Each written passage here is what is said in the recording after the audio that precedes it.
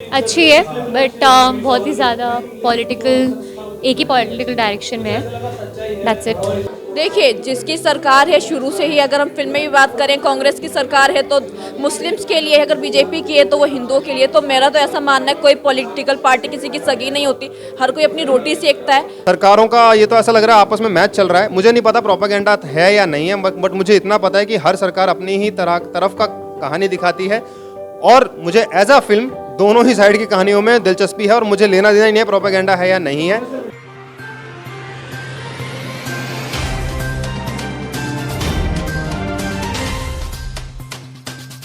नमस्कार, मैं अभिराज और आप देख रहे हैं द भारत नाउ।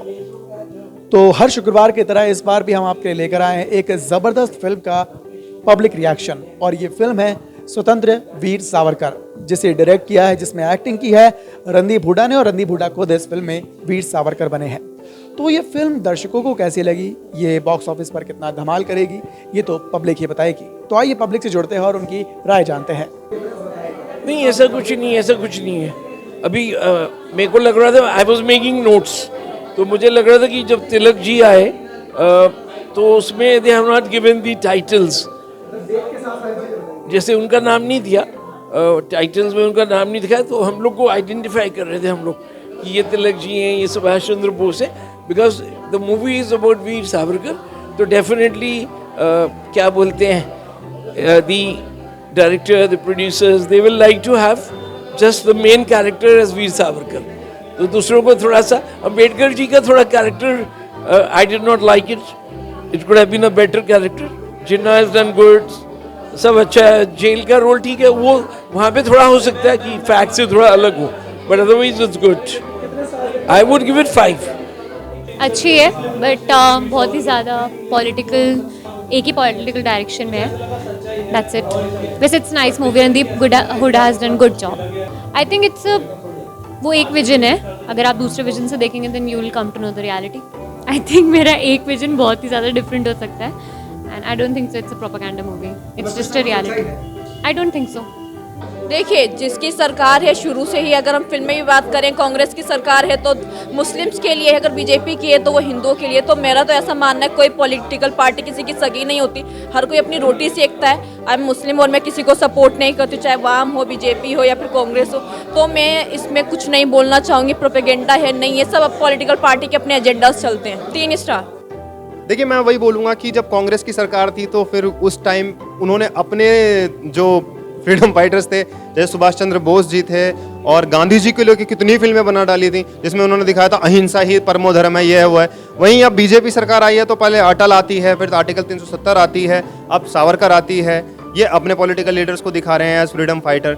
सो दोनों ही सरकारों का ये तो ऐसा लग रहा है आपस में मैच चल रहा है। मुझे नहीं पता प्रोपागेंडा है या नहीं है, बट मुझे इतना पता है कि हर सरकार अपनी ही तरफ का कहानी दिखाती है। और मुझे एज अ फिल्म दोनों ही साइड की कहानियों में दिलचस्पी है और मुझे लेना देना ही नहीं है प्रोपेगेंडा है या नहीं है। बस एंटरटेनमेंट से मतलब है। फिल्म देखी, पॉपकॉर्न खाए, चलिए, बस हो गया। 3.5 स्टार आज मूवी। रणदीप हुड्डा के एफर्ट को सलाम भाई, जबरदस्त। चल यार भाई।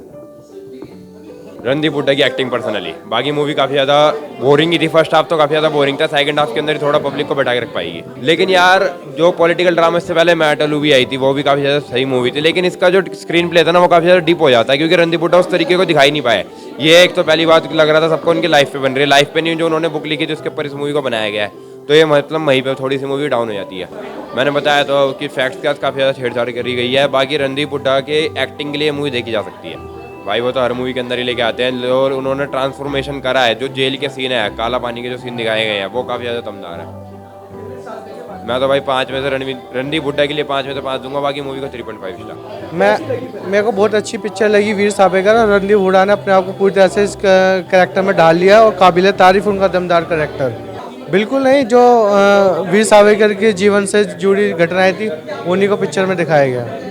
उस पिक्चर में कई ज़्यादा उन्होंने मेहनत करी है इस पिक्चर में। उस समय उनका किरदार था जो जेल वाला था उसमें ना, लेकिन उन्होंने पूरे पिक्चर में अपने किरदार को इस तरीके से ढाल लिया है कि सावरकर ही लगेगा। 4 स्टार देना चाहूँगा। देखिए अगर आप इतिहास के शौकीन हैं तो आपको बहुत ही ज़्यादा इन्फॉर्मेशन मिलेगी। और मैंने सावरकर जी की खुद लिखी हुई जीवनी पढ़ी है, तो उसमें जितना वो बताते हैं देखिए उतना तो मूवी में नहीं बताया गया। उनको देखिए कंट्रोवर्सी इतनी ना हो इसीलिए थोड़ा हिंदू कम दिखाया गया कह सकते हैं, क्योंकि उन्होंने कहा था कि काला पानी की जेल में उनके साथ इतना बुरा व्यवहार हो रहा था कि जो हिंदू के जनेऊ होते हैं वो तोड़ दिए जाते थे, ठीक है, उनको कोड़े से मारे जाते थे, ज़बरदस्ती कोलू के बेल इतना तो दिखाया लेकिन उतना ज़्यादा डीप नहीं घुसे। और बाकी सब अच्छा ही था, मतलब जो हमने सुना है। और कांग्रेस की हमेशा चलन रही है सावरकर को नकारने की। राहुल गांधी हमेशा बयान कर देते रहते हैं सावरकर के खिलाफ कि मैं सावरकर नहीं हूँ, मैं कभी झूठ नहीं बोलता, ये सब तो यही कंट्रोवर्शियल है। और मुझे ये अभी भी समझ नहीं आया कि अचानक से लड़ी कैसे लग गई ऐसी मूवीज़ की। देखा जाए तो मूवी अगर मैं इंटरेस्ट हूँ इतिहास का तो मुझे बहुत अच्छी लगी। देखिए बिल्कुल नहीं, क्योंकि आप कर लीजिए एक एक चीज़ जो आपको मूवी में दिखी आप इंटरनेट पे सर्च कर सकते हो और आपको literally Indian Express, the Hindu, इन सब के आर्टिकल जरूर दिख जाएंगे इससे रिलेटेड। देखिए विवादित हम क्यों कहेंगे, मोहम्मद जिन्ना जी को फिर विवादित कहेंगे हम, है ना, क्योंकि वो मुस्लिम का पक्ष लेते थे। सावरकर की ये खामी थी कि वो हिंदू का पक्ष लेते थे, तो इसमें विवादित होने की क्या बात है, सबका अपना अपना पक्ष। अब वो सीना छोड़ के कहते थे कि मैं हिंदू हूँ, तो उसमें उसकी क्या गलती है, वो सारे हिंदू को एक करना चाहते थे, है ना, हिंदू में भेदभाव ना हो। तो देखिए सबका अपना पॉइंट ऑफ व्यू है, शायद जो हिंदू रिलीजन अलग है वो उन्हें विवादित कह सकते हैं। 5 में से 3।